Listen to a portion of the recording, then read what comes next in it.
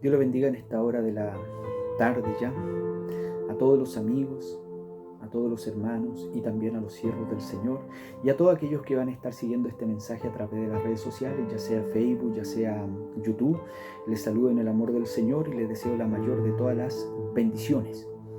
Que el Señor les siga ayudando, les siga dando grandes victorias en lo familiar, en lo espiritual y en todas las diferentes áreas.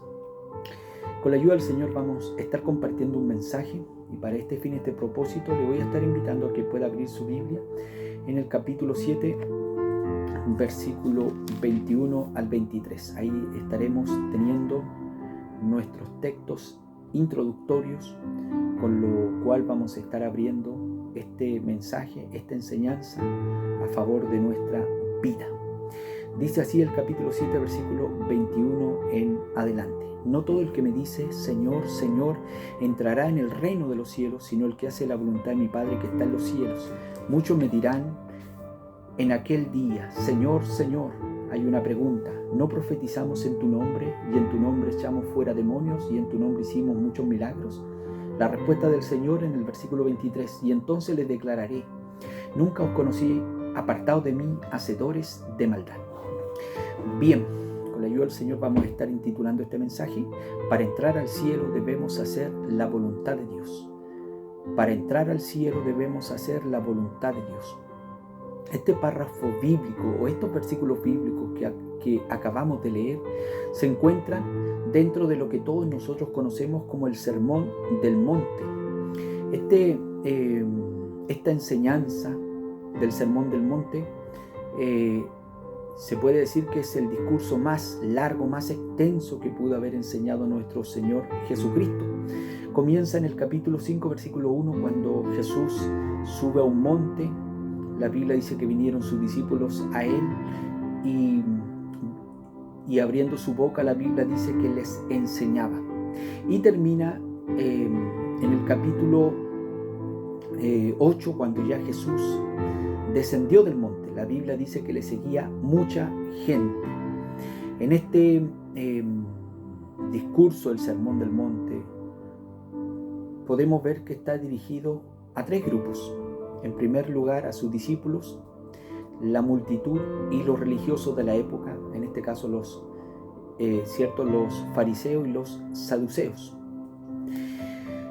Por otro lado, para ir introduciéndonos ya a lo que queremos hablar, lo que queremos enseñar o transmitir a través de la palabra del Señor, tenemos que decir que en el capítulo 7, versículo 21, encontramos la cuarta negación que se hace en el capítulo 7. La primera negación la podemos ver en el capítulo 7, versículo 1, donde dice, no juzguéis para que no seáis juzgados.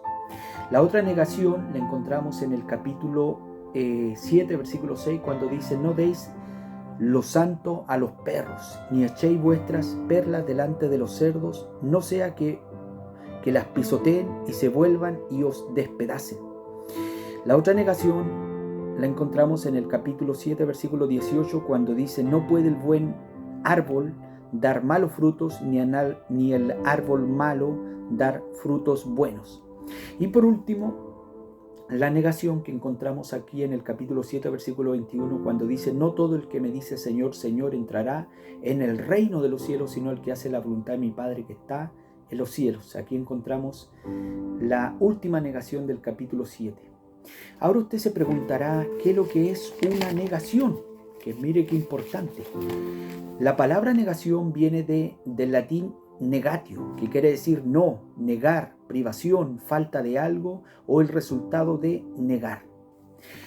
En el versículo 21 vemos que el Señor hace alusión al autoengaño, a que mucha gente puede tener el concepto o quizás puede estar tranquila porque va hoy en día, ¿cierto?, a los templos de las diferentes religiones y puede llamar a Dios Señor, pero vemos aquí que no es suficiente llamar a Dios Señor, porque en cierta oportunidad en Lucas capítulo 6 versículo 46 dice que el Señor dijo, ¿por qué me llamas Señor, Señor y no hacen lo que yo os digo o lo que yo mando? Aquí vemos específicamente en el capítulo 7, versículo 21, que se está haciendo alusión a todas las religiones que pueden existir en el mundo y que llaman a Dios Señor. Por ejemplo, los católicos llaman a Dios Señor. Los testigos de Jehová llaman al Padre Señor. Los adventistas llaman a Dios Señor. Los solo Jesús llaman a Dios Señor. El judaísmo llama a Dios Señor. Y por último, los cristianos llamamos a Dios Señor. Cuando usted va al templo, cuando usted ora, cuando usted alaba, cuando usted exalta el nombre del Señor, lo llama a Dios, lo llama Señor. Pero el tema es que no es suficiente llamar a Dios Señor, porque esto vemos que para llegar al cielo, la Biblia dice, sino el que hace la voluntad de mi Padre que está en los cielos. Vemos que mucha gente que está dentro de los templos lamentablemente se va a perder. Y mucha gente que está descarriada y mucha gente que está lejos de Dios, que es inconversa, que nunca hizo profesión de fe o confesión de fe, se va a perder. Porque lamentablemente no hizo la voluntad de Dios o no se arrepintió de sus pecados. Antes de poder entrar a lo que es, qué es lo que es hacer la voluntad de Dios, tengo que decir que bíblicamente podemos encontrar dos tipos de voluntades. Está la voluntad permisiva, la voluntad que Dios le permite al hombre para poder moverse en este mundo, ya sean cristianos o no sean cristianos. Alguien lo podría llamar libre albedrío, libre manera de pensar, libre manera de poder elegir. Y esa es la que todos nosotros tenemos, el libre albedrío, una libre manera de poder elegir o tomar nuestras propias decisiones, ya sean buenas o sean malas. Vemos que en un comienzo, cuando existieron Adán y Eva, ¿cierto? Dios los puso en el huerto del Edén y ahí le dijo que de todo árbol podrían comer. Pero le dijo, pero sin embargo les prohibió que pudieran comer del árbol de la ciencia del bien y del mal. Lamentablemente la mujer llamada Eva fue engañada por la serpiente, que era el mismo diablo, y llevó a que pudieran desobedecer, a que pudieran pecar delante de Dios, a que pudieran no hacer la voluntad de Dios, porque la voluntad del Señor era que ellos pudieran estar dentro del huerto, que pudieran obedecer, que pudieran ser bendecidos, prosperados. Pero sin embargo, al usar su propio albedrío, en este caso para poder hacer lo malo y para ir en contra de lo de Dios, lamentablemente fueron expulsados del huerto del Edén. Pero sin embargo, a pesar de todo eso, Dios lo siguió amando y le siguió dando oportunidades, porque el pecado es verdad que hace que se forme una barrera, un impedimento para que la gente no pueda, en este caso, estar cerca de Dios, sino que pueda apartarse. Y por último, encontramos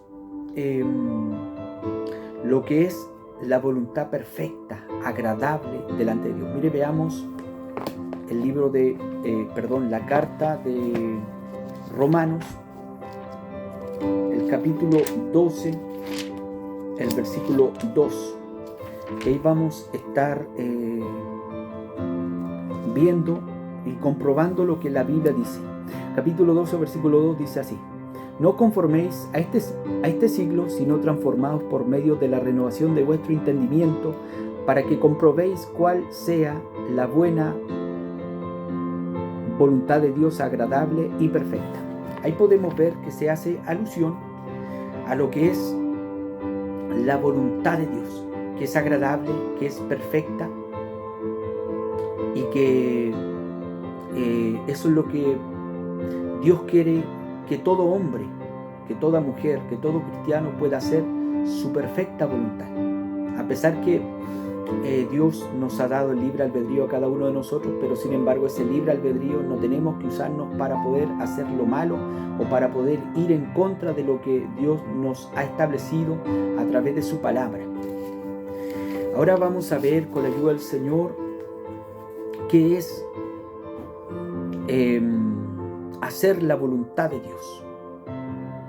¿A qué se refiere realmente esto? Se refiere a lo que Dios desea expresar o dar a conocer por su palabra. La voluntad de Dios es que los hombres en todo lugar se arrepientan de sus pecados. Mire, veamos el libro de los Hechos, el capítulo 17, versículo 30. Hechos capítulo 17, versículo 30. Mire lo que dice. Versículo 30. Dice: pero Dios, habiendo pasado por alto los tiempos de esta ignorancia, ahora manda a todos los hombres en todo lugar que se arrepientan. Versículo 31. Por cuanto ha establecido un día en el cual juzgará al mundo con justicia por aquel varón a quien designó, dando fe a todos con haberle levantado de los muertos.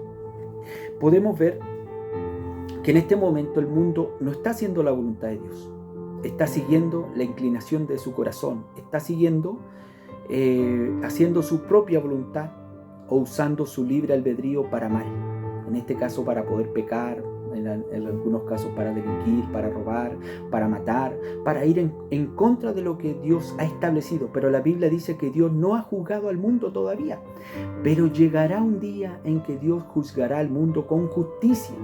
¿Qué día será ese? El día del juicio ante el trono blanco, donde serán juzgadas todas las personas de todas las épocas, desde el tiempo de Adán hasta el último pecador que muera, ¿cierto? Que se rebele contra Cristo después de la rebelión del milenio, de la guerra de Gog y Magog, que menciona Apocalipsis capítulo 20, versículo 7 en adelante. Ahora vemos que la voluntad del Señor es que todos los hombres procedan al arrepentimiento, que todos se arrepientan. Entonces, por lo tanto, ¿qué es la voluntad de Dios? En primer lugar, se refiere a lo que Dios desea expresar o dar a conocer por su palabra. ¿Qué es lo que Dios desea dar a conocer? Que los hombres se arrepientan en todo lugar.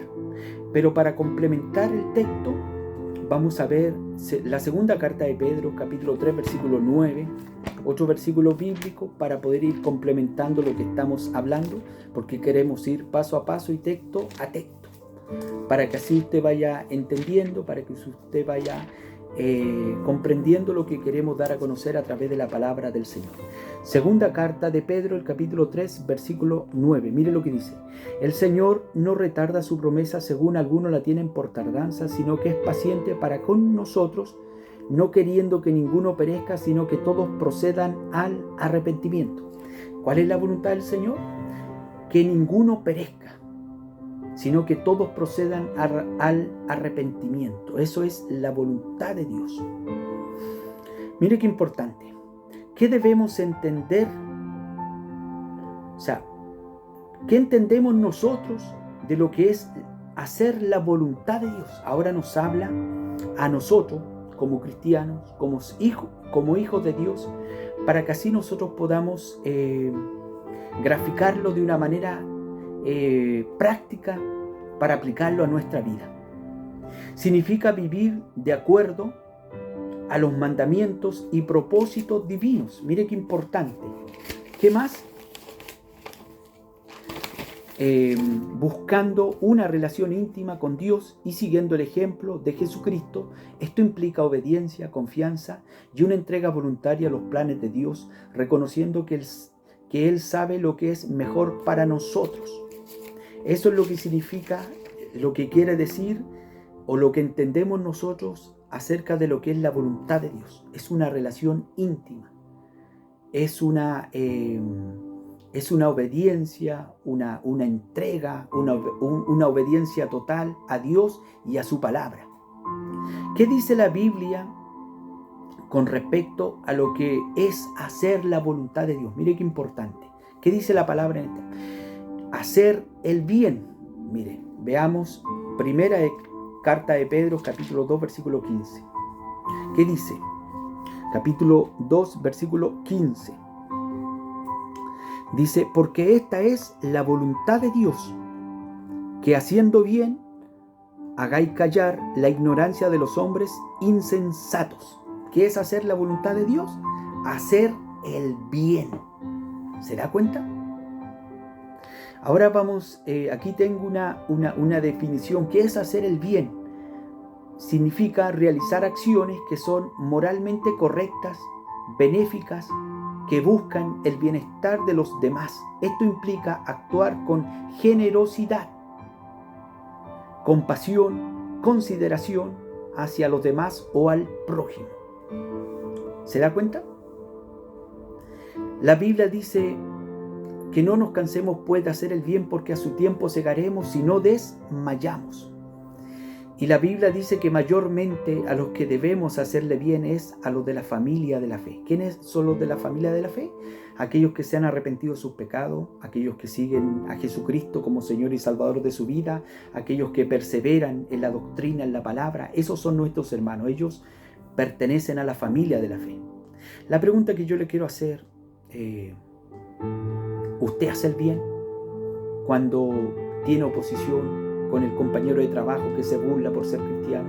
¿Usted hace el bien cuando tiene problemas en su familia, a ese que lo ha tratado de poder dañar, aquel que lo ha querido difamar, aquel que lo ha querido muchas veces poner mal delante de los demás, aquel que de alguna manera ha buscado no su bien, sino el mal en contra de su vida? ¿Usted ama a esa persona?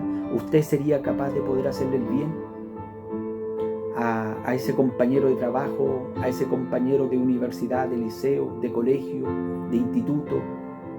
¿Usted podría hacerle bien a aquel que en el pasado le hizo daño, que le mató a un familiar no siendo cristiano? ¿Podría hacerle el bien? ¿Usted podría darle de comer a aquel que le hizo daño y que en este momento necesita su ayuda? ¿Podríamos hacerle el bien? Vemos que la Biblia dice que hay que amar a nuestros enemigos. La palabra del Señor dice que cuando Esteban, el primer mártir, la Biblia dice que lo comenzaron a lapidar. La Biblia dice que aunque estaban lloviendo piedras sobre su cabeza, vio los cielos abiertos y vio a Jesucristo sentado a la diestra del Padre. Pero lo que más me impacta es que Esteban dice, no le tomes en cuenta este pecado. Mira, imagínense aquellos que lo estaban apedreando, aquellos que lo estaban terminando con su vida. Yo digo, solamente una persona que tiene el amor de Dios podría llegar a decir esas palabras. El mismo ejemplo de Jesucristo, que cuando estaba siendo crucificado, la Biblia dice que cuando antes de que expirara, que entregara su espíritu y que dijera consumado es, Él dijo, perdónalos, porque no saben lo que hacen. La Biblia dice que hay que hacer el bien para que así hagamos callar la ignorancia de los hombres. Usted tiene que hacer el bien, yo tengo que hacer el bien. Esto es un mandato. La Biblia dice que esta es la voluntad de Dios, que haciendo el bien. ¿Cuál es el propósito? Para que hagáis callar la ignorancia de los hombres insensatos. Hay mucha gente insensata, hay mucha gente que ha hecho lo malo, pero que sin embargo, para testimonio a ellos, nosotros debemos hacer el bien. La Biblia dice que ciertamente el bien y la misericordia los seguirán todos los días de nuestra vida, y en la casa de Jehová moraremos por largos días. Sepa que aunque usted se sienta solo, aunque usted muchas veces le cueste cumplir este mandato bíblico de hacer el bien, de hacer la voluntad del Señor, sepa que detrás de usted siempre va a estar el bien y va a estar la misericordia. Lo van a seguir, quizás no literalmente, pero sí se van a manifestar.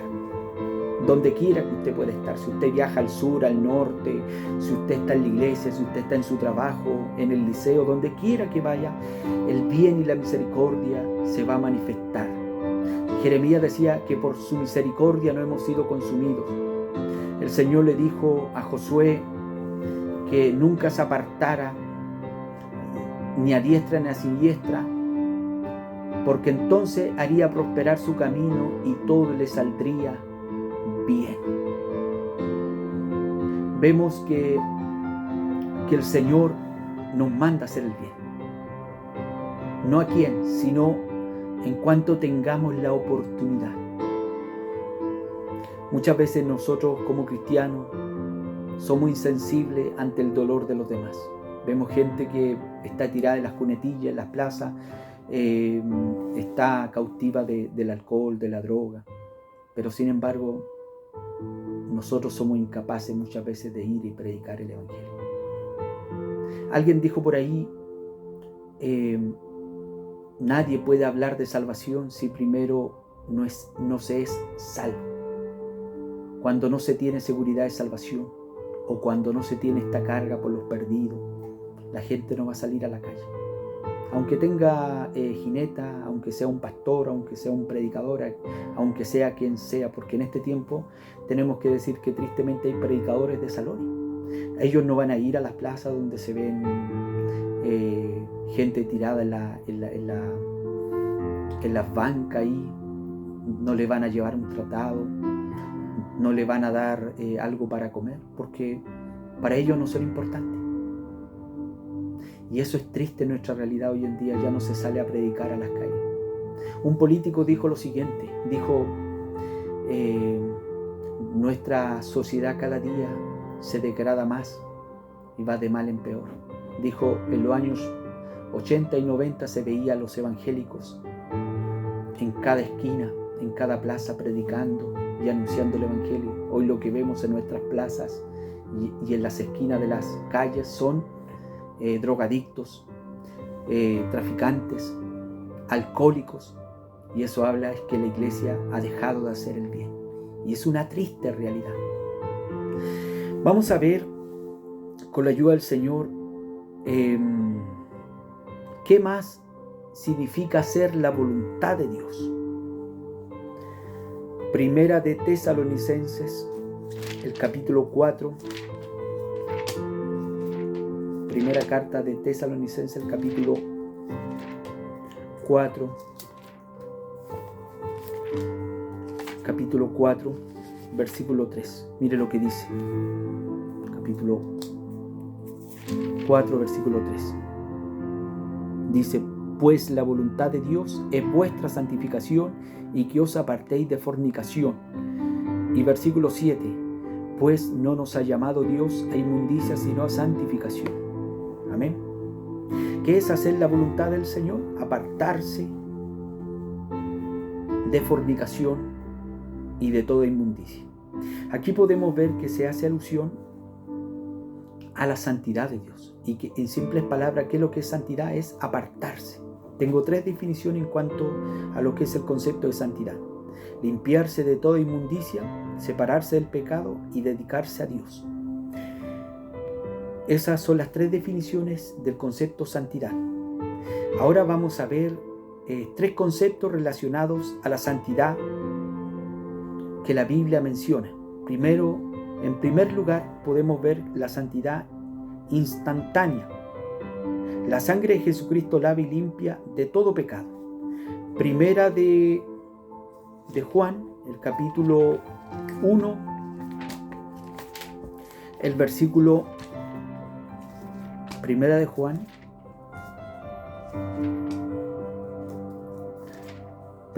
capítulo 1, versículo 7. El versículo 7 y 9 dice, pero si andamos en luz, como Él está en luz, tenemos comunión unos con otros, y la sangre de Jesucristo, su Hijo, nos limpia de todo pecado. Versículo 9. Si confesamos nuestros pecados, Él es fiel y justo para perdonar nuestros pecados.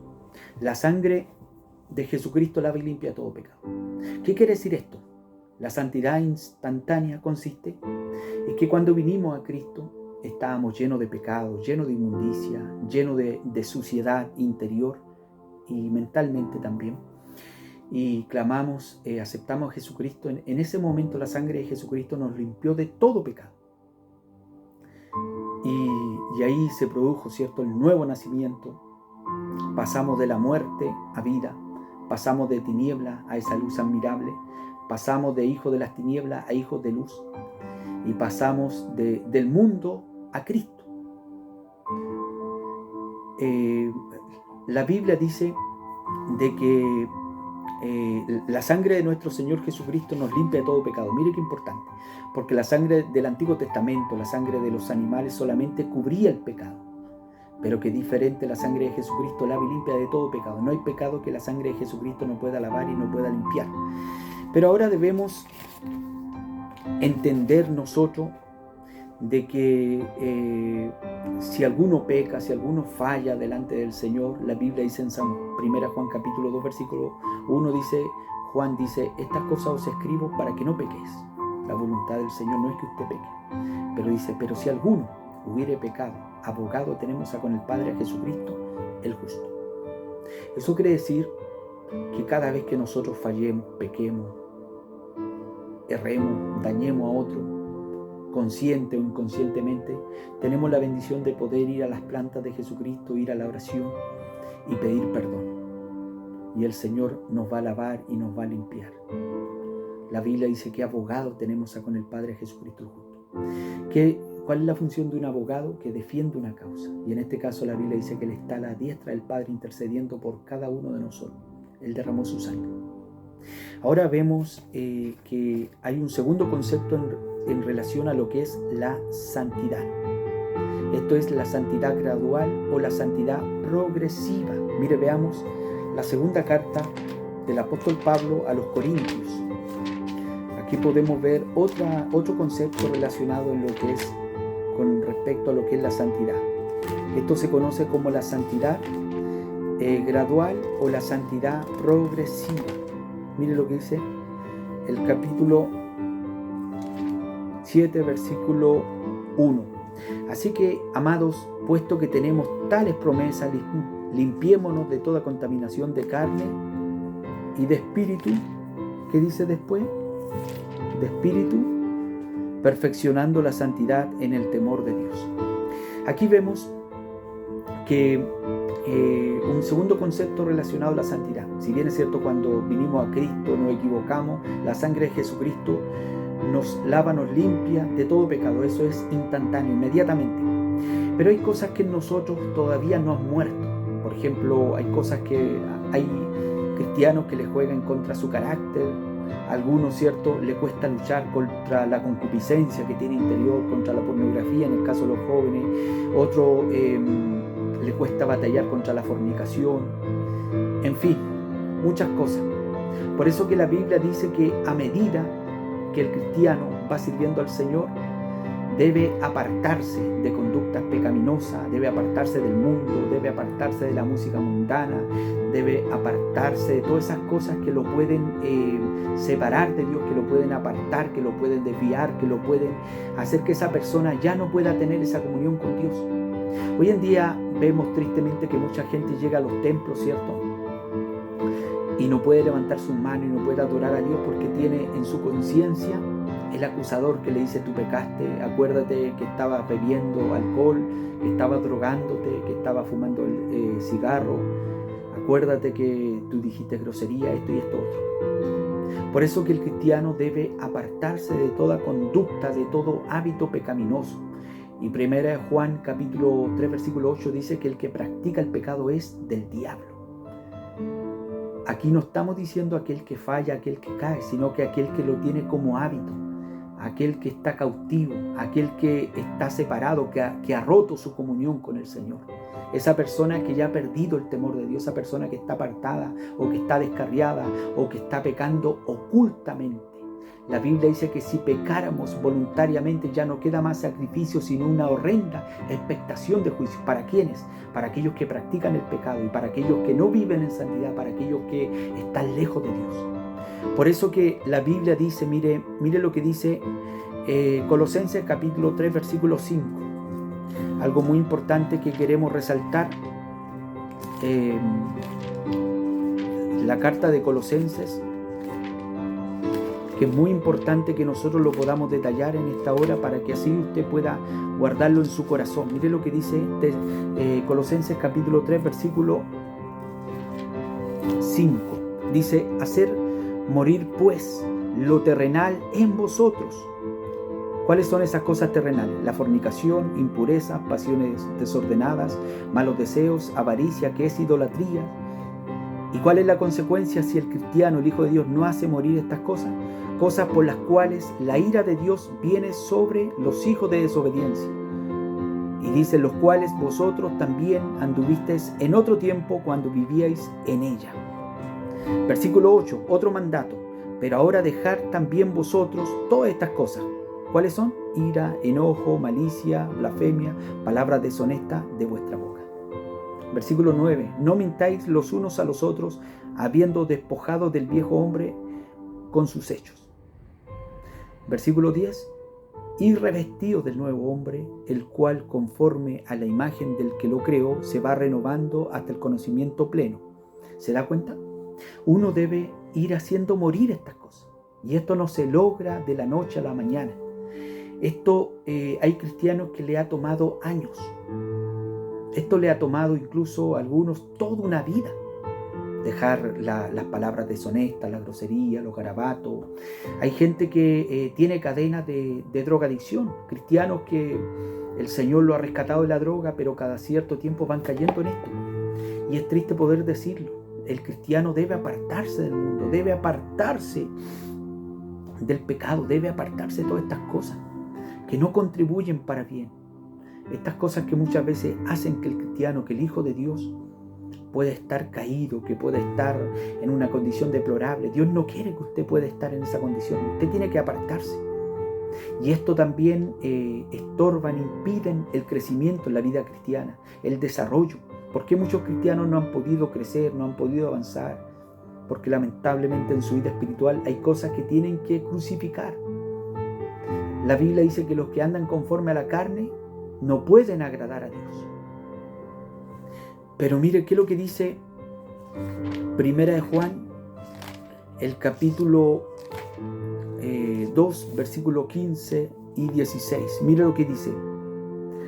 Versículo 15 dice, no améis al mundo ni las cosas que están en el mundo. Si alguno ama al mundo, el amor del Padre no está en él.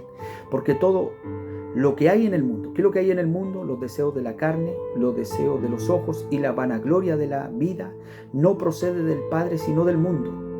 Y el versículo 17 dice, y el mundo pasa y sus deseos, pero el que hace la voluntad de Dios permanece para siempre. Si usted quiere permanecer en Cristo, debe separarse, apartarse de esta cosa, no amar al mundo.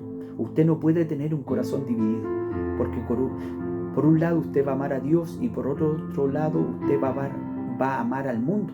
No, la Biblia dice que no podemos tener dos señores, no podemos servir a Dios y a la riqueza, o a Dios y al mundo. Por último tenemos la santidad completa o la santidad perfecta.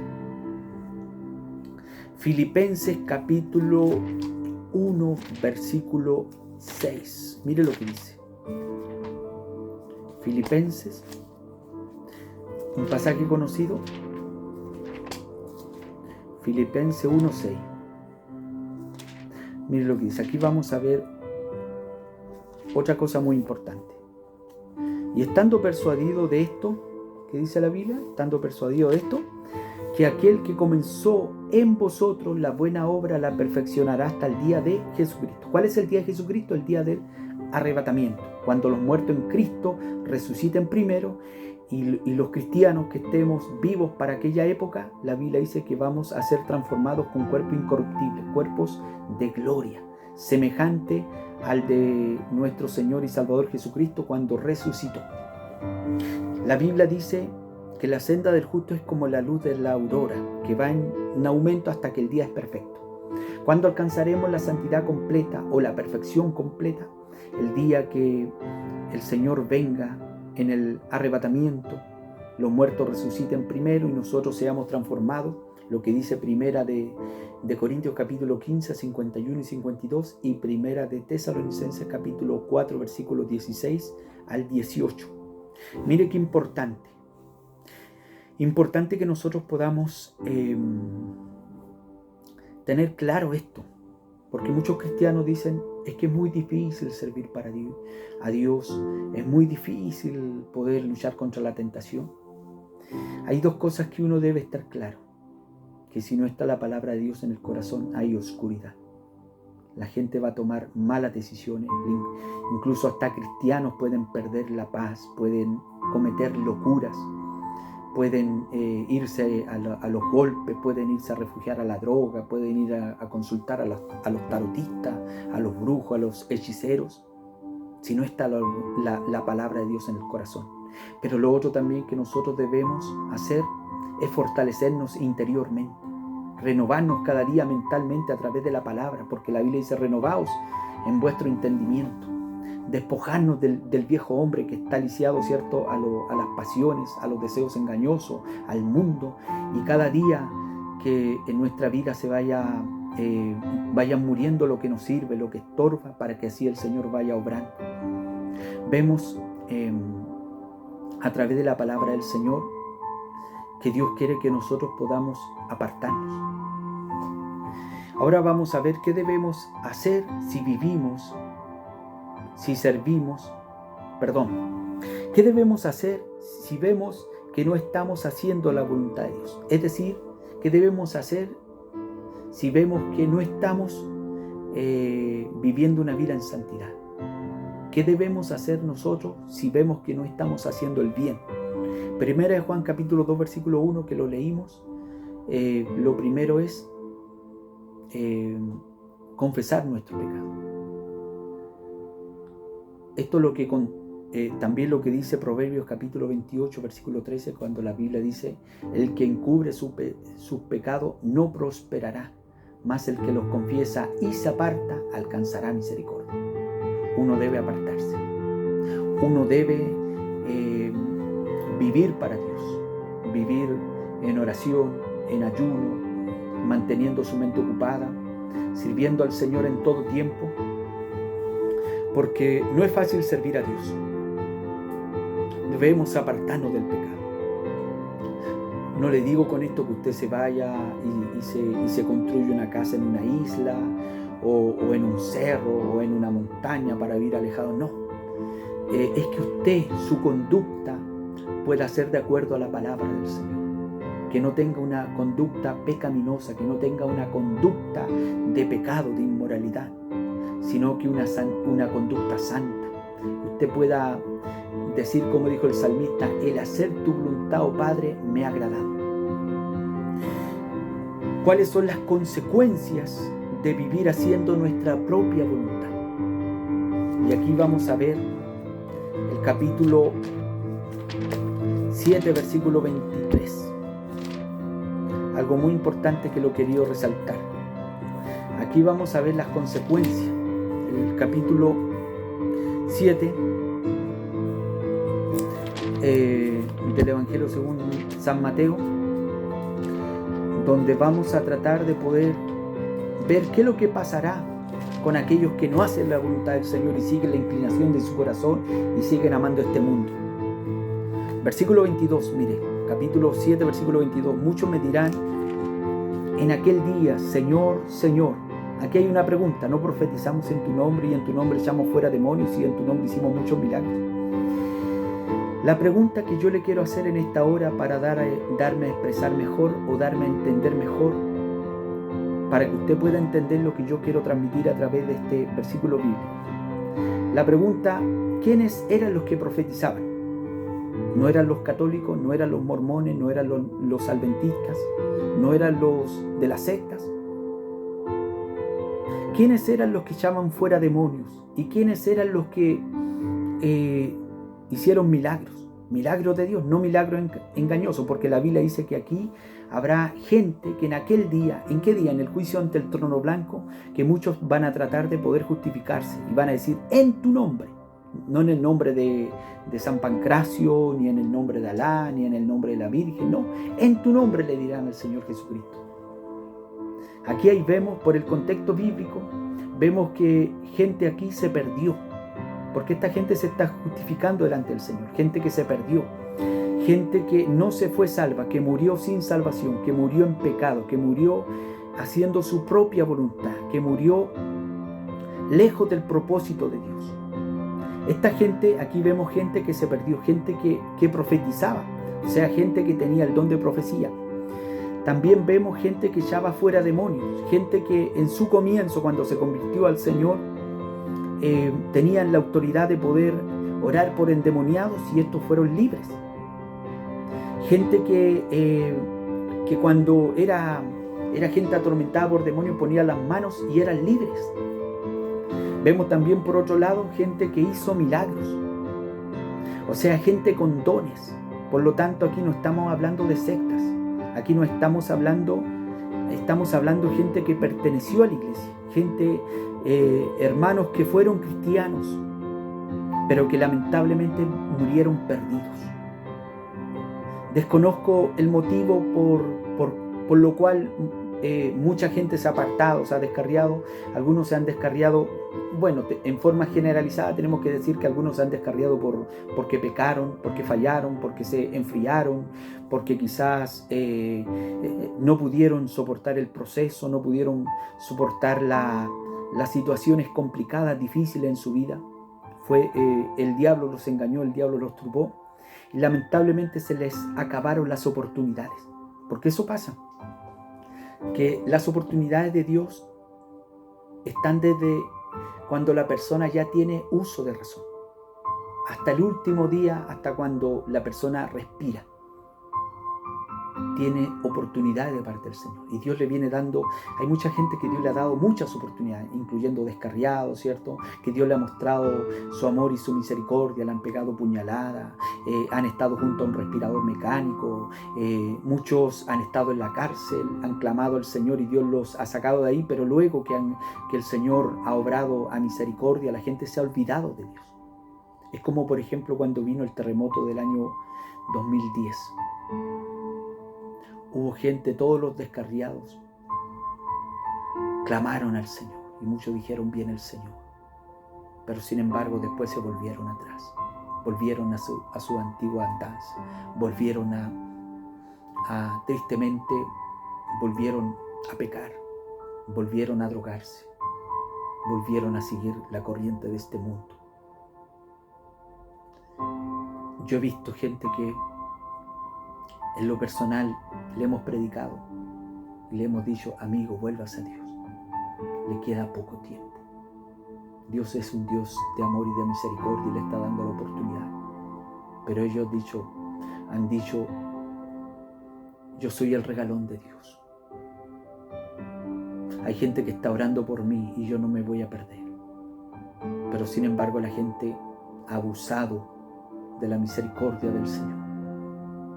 Por eso quiero decirte, amigo, tú que estás escuchando y que estás viendo este mensaje, la Biblia dice: si hoy, no mañana, si hoy oyereis su voz, no endurezcáis vuestro corazón. No cometa ese error que está cometiendo mucha gente, incluso cristianos, que están endureciendo su corazón y lamentablemente ya no quieren oír a los predicadores de sana doctrina. Por eso la Biblia, la advertencia de parte de Dios: si hoy oyereis su voz, no endurezcáis vuestro corazón. No cometa ese error. Mañana puede ser demasiado tarde. Usted no sabe lo que le puede pasar el día de mañana. Usted no sabe si usted va a volver después de su trabajo.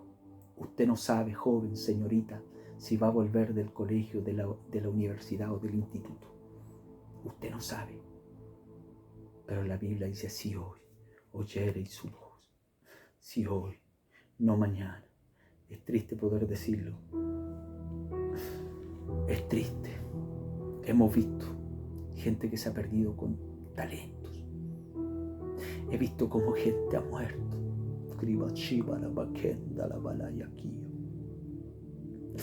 He visto cómo gente ha partido a la eternidad sin salvación. Pero mire, el versículo bíblico no termina ahí. Versículo 23. Esta gente que se justifica, esta gente que muchas veces jugó a ser cristiano, que se pasaba descarriando y que pasaba volviendo al Señor y no aprovechó las últimas oportunidades. Mire el versículo 23. Aquí vemos al Señor en otra postura. No lo vemos como abogado, No lo vemos como ese cordero manso que vino a dar su vida por la humanidad. En el versículo 23 aquí lo vemos como juez.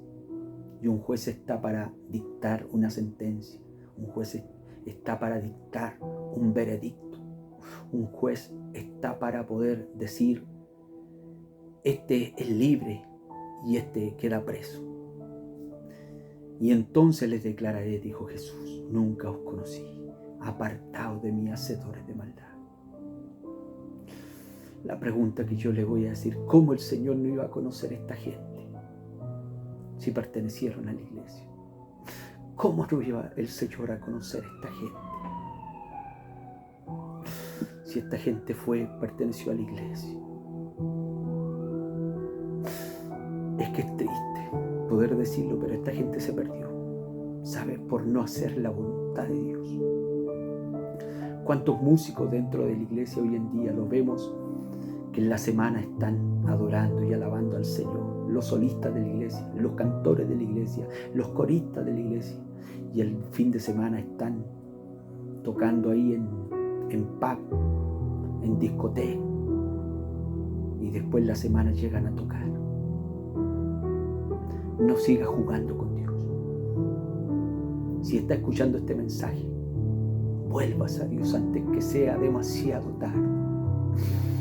Si estás escuchando este mensaje, vuélvete a Dios. Dios te ama y te quiere salvar, sobre todo para ti descarriado. Dios te ama y te quiere salvar. Vuélvete a Dios.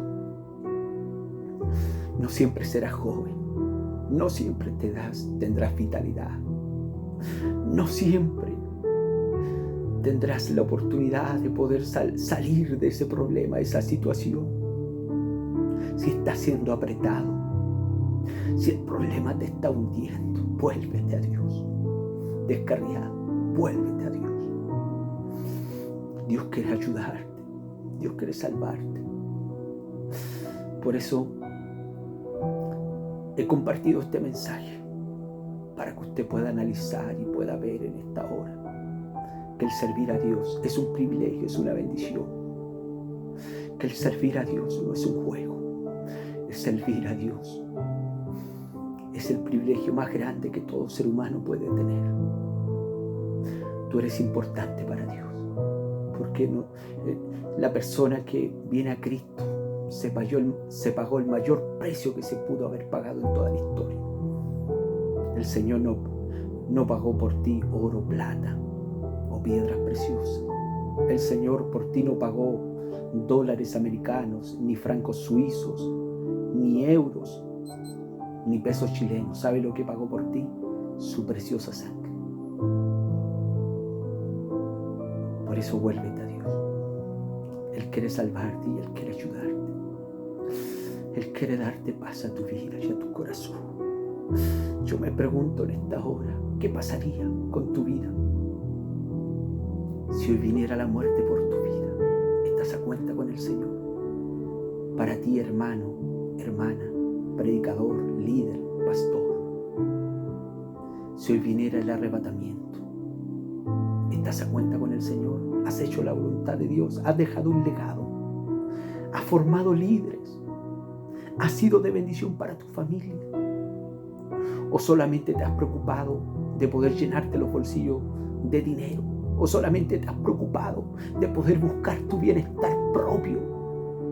¿O solamente te has preocupado de poder que solamente se preocupen de ti, pero tú no has dado el tiempo a quien más lo necesita? ¿Qué vas a hacer? Un día tendremos que estar delante del Señor y nos preguntará cada uno de nosotros, ¿qué hiciste con el tiempo que yo te di? ¿Qué hiciste con los recursos que yo te di?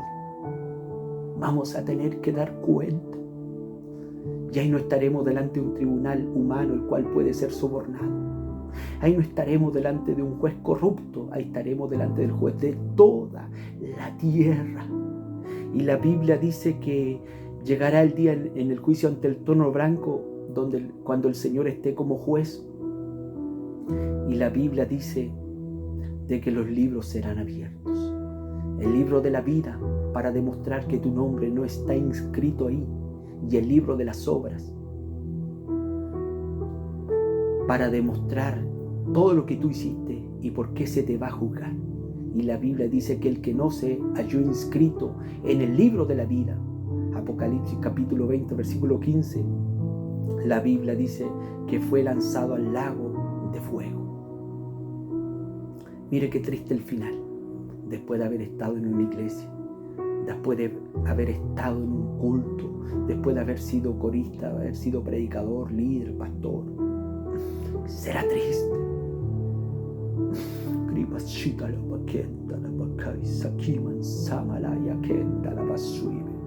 Vuélvete a Dios antes que sea demasiado tarde.